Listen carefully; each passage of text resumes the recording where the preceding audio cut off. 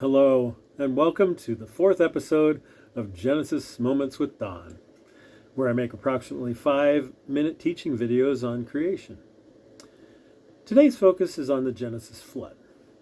Although I discussed it in the last episode, I'd like to focus on it more specifically now. I'll use the Bible, basic logic, and geology in this discussion. As I mentioned in the last episode, mathematically adding up the genealogy in Genesis 5 puts Noah's birth at 1,056 years after creation. Since Genesis 7 says that Noah was 600 years old when the floodwaters came on the earth, that would mean that it happened 1,656 years after creation, or somewhere around there, or approximately 2350 BC. Logically, if the flood was global, Noah would need to bring every kind of land-dwelling, air-breathing animal on board so that they could reproduce after the flood. Otherwise, they'd go extinct. So biblically, what does it say? Well, based on my count, in Genesis 7, 1 through 16, Moses uses each, every, or all 10 times when describing those who went on the ark. If the flood was not global, why build the ark at all? Why not realize that the animal kinds will survive elsewhere? And Noah and his family could have plenty of warning to move out of the area. In fact, Genesis 6:3 may indicate that it was 120 years from the time God decided to judge the earth and when the flood came. That's a whole lot of time to move out of the way of a local flood. So, what does the Bible say about what perished during the flood? Well, by my count, if you look at Genesis 7, verses 21 to 23, just in 3 verses there, God uses through Moses, each, every, or all 5 times when referring to all that died. Verses 19 and 20 say that all the high mountains under the whole heaven were covered. The waters prevailed above the mountains, covering them 15 cubits deep.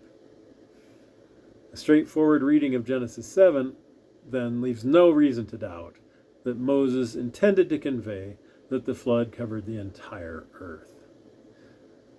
Okay, what do the ancient writings say? Is it only Moses who writes of a great flood? I've heard estimates that there are over 500 flood legends worldwide.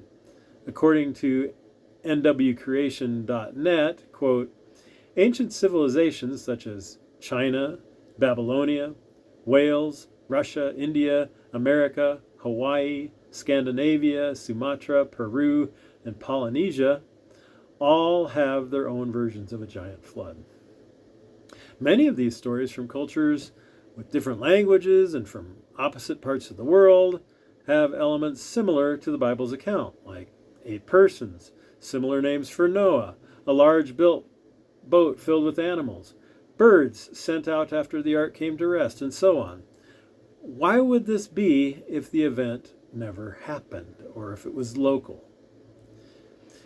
In geology, we see formations that make no sense if the layers were laid down over millions of years.